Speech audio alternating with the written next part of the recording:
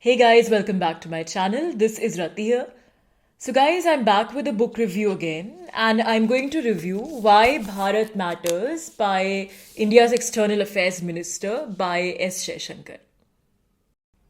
So this is in fact the second book of S. Jaishankar ji, India's External Affairs Minister, that I'm reviewing for this channel. Prior to this, I had also reviewed his first book, The India Way, and some of you might have seen the review. For those of you who haven't come across the review, I link back in the description section and you can check out if you like. But for now, let's talk about Why Bharat Matters, penned down by S. Jaishankar, India's External Affairs Minister. So my impressions of this book, I'm going to give you a point-wise description of my. We're going to have a point-wise discussion of my impressions of the book. So to begin with, the language here, comparatively, compared to his first book, The India Way, I found the language to be sort of more lucid, and also there are a lot of examples when S. Jaishankar ji is explaining India's foreign policy. The subject matter here is essentially India's foreign policy, so there are a lot of real world examples given there. So it makes it, for a comparatively easier read as compared to his first book, which was more abstract and the language was very dense and complex. Having said that, this book is also not that easy to read as well. It's also, the language, it also has a typical, jargon ridden language, which is that typical language which one uses in while talking about geopolitical topics and international affairs, those long sentences and somewhat convoluted writing structure tilts towards the academic side. So it also has that kind of language. So it's again not so much for a general reader, but for a reader who is acquainted with the world of geopolitics and international affairs. But still, I think, compared to his first book, this one is more accessible because, like I said, that it has a lot of examples, a lot of real world examples. Like, for example, he's talking about the G20 summit and how it sort of restructured the contours of when India hosted the G20 summit, that is, and how that restructured the contours of India's foreign policy, India's changing positioning in the global world order. And, he's talking about, governments, multiple initiatives by the government, like the International Solar Alliance, for example. So, there are a lot of global examples and local examples also connecting India's foreign policy to to the local level as into the internal level, how it impacts countries' policy making nationally as well. So the presence of those examples makes this book somewhat more accessible to the general reader, I believe, as compared to his first book. Now, talking about the subject matter of the book, the main focus area of Why Bharat Matters is on India's foreign policy evolution, India's foreign policy transformation, changes under the Modi government. So, although, there is an overall sort of a bird's eye view of India's foreign policy as a whole since independence as well. But the focus here is on, the evolution of the contours of India's foreign policy and the changing position of India in the geopolitical order over the past decade. So this book focuses more on India's the way India is engaging with the world, India's international diplomacy during the time of the Modi government. The most interesting aspect of this book, I believe, something which worked for me and which I really liked is the fact that this sort of brings the concept of foreign policy to the domain of common citizens of Bharat.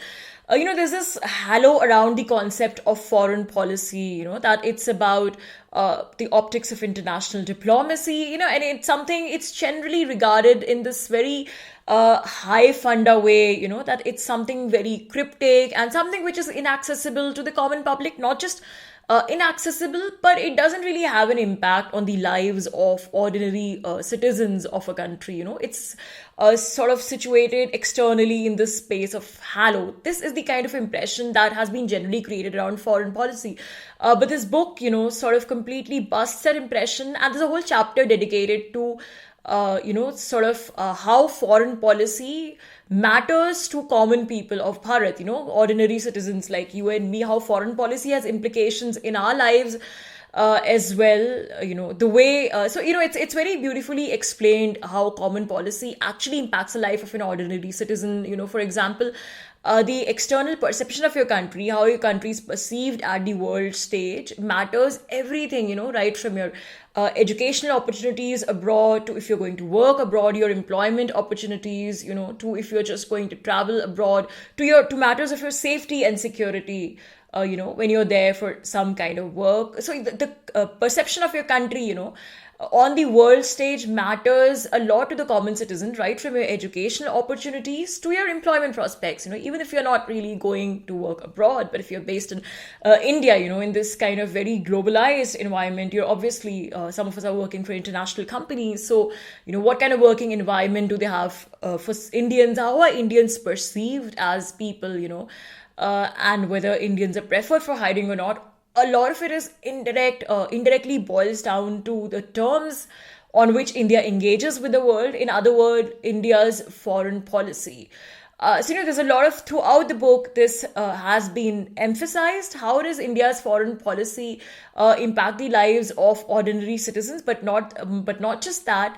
How does India's foreign policy also impacts the socio-economic development of the country, the internal matters, so to say. So the foreign policy is not just about international diplomacy, symbolism and optics of engagement with other countries, but it's also, something which is result-oriented, and the terms of our engagement, the terms of India's engagement with countries across the world deeply impacts, what kind of, for example, what kind of business opportunities, what kind of investment opportunities are coming into India, what kind of technologies we are able to, build into India, what kind of partnerships we have with other countries for furthering our own goals, for furthering our socio-economic development, for generating more employment opportunities for people, or, for consolidating our own tech infrastructure, for consolidating, our own energy ecosystem, etc.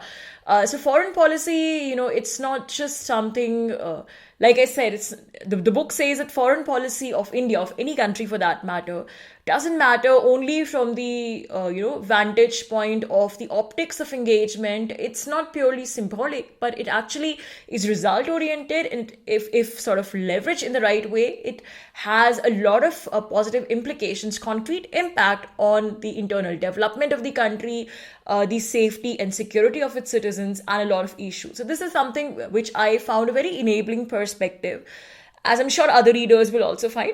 Because like I said, that the discourse of foreign policy mostly, has been limited to international diplomacy and, Indian Prime Minister traveling abroad, or, something like that. But we don't, sort of generally connect these dots and see the connections between foreign policy and the internal development and the internal policy framework of a country.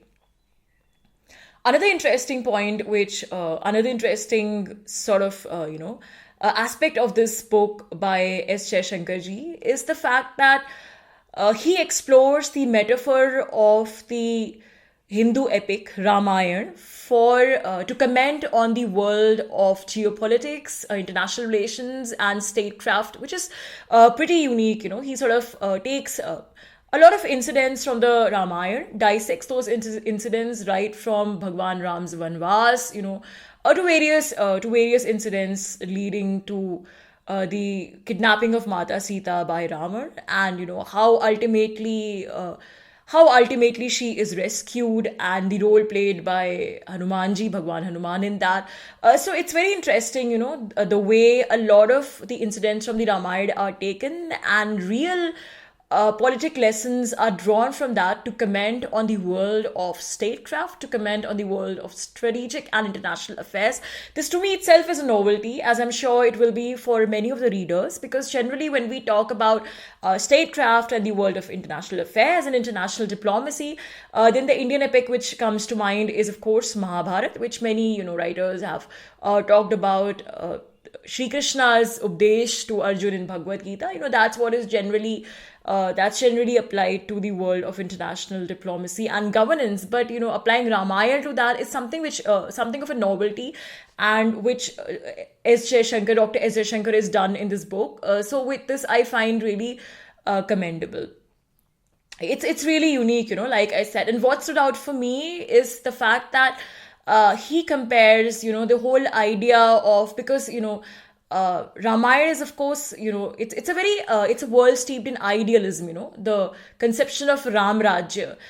So that conception of Ram Rajya and that world steeped in idealism, he compares it with the writer compares it with the international rules based world order, and how integrity is very important to this global rules based world order. So Ramayana, for the writer, is symbolic of the global international rules based world order and the ethics governing that global order. So it's very imaginative, I think. It's really commendable the way Ramayana has been applied to the global geopolitical context and India's positioning within that.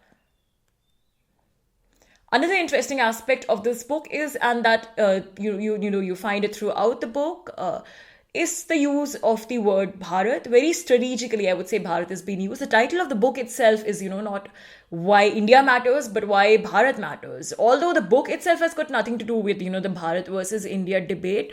But the word Bharat has been used very strategically. Besides the title, the end of each chapter, there's a couple of punchlines which conclude with the word Bharat, and to the effect that, India has to recognize that its soul is Bharat. India has to recognize, that it is Bharat to be able to forge ahead in the world order. So, the symbolism of Bharat is there throughout in the book, and the writer emphasizes this point many times, either directly or indirectly, that Bharat represents the soul of India. Bharat represents the cultural and civilizational ethos of India.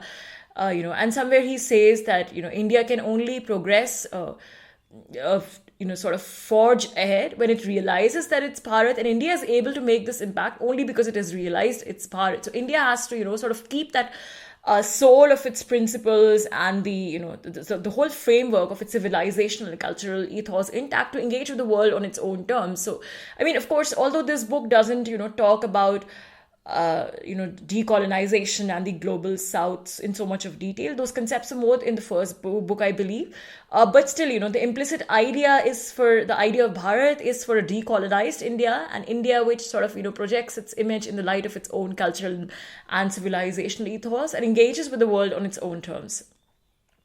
Lastly, the last point I want to make about the content of this book is, there's strong criticism of the Nehruvian era foreign policy as well. And the writer says that, Nehruvian era foreign policy was characterized with this this very forceful kind of sort of international ideological, very forceful kind of international idealized posturing, a kind of a forceful separation from the Western world, and talking about, the world in Asian terms, the baggage of the non-aligned movement, and also, this kind of focus harping on internationalism for the sake of it at the expense of neglecting pragmatics. And he gives the example of China. He talks a lot about this in the China chapter, that how Nehruvian foreign policy completely failed to, sort of overlook the threat of China, which resulted in the 1962 scenario. And, it's sort of completely dissociated itself from the West. And, all these factors led to, a lot of negative consequences. So in comparison, S. Jaishankar is essentially saying that the foreign policy of today, the foreign policy which the Bharat of today follows, is more sort of rooted in a pragmatic approach, and it doesn't sort of sacrifice the country's national security. It doesn't sacrifice the country's national interest, is a better word than national security. It doesn't sacrifice the country's national interests, for some kind of idealized worldview that it wants to project to the world. And that's why for India, for Indian foreign policy today, because we are living in a very transactional world. The global world order is very transactional. As we can ourselves see, traditional partnerships are completely breaking down, they're withering. And partnerships are being forged increasingly on the basis of mutual interest. And even if there are divergences, even if there are strong ideological divergences, partnerships are still, working out on the basis of mutual interest. So we are living in a very transactional world, and India can't, pretend and close its eyes that this world doesn't exist, and just operate in an environment of ideological posturing, sacrificing its self-interest. So in contrast to the Nehruvian foreign policy, thrust, which was, more on this very kind of superficial kind of posturing. The foreign policy of India today is rooted in a more pragmatic approach, says the writer. So, guys, yeah, I would totally recommend this book to you, Why Bharat Matters by Dr. S. Jaishankar. And, if you are sort of a keen observer of geopolitics and international relations, and especially if you want to know more and more about India's foreign policy, this book is a must read because, like I said, this book has a lot of concrete examples. So even for improving your knowledge of current affairs, this book is very useful and handy, I would say. So yeah, Why Bharat Matters by S. Jaishankar is a must read. So guys, that's it for today. Thank you so much for listening. If you like the content, please do press the like button and please do subscribe to the channel. Thanks for listening. Bye for now.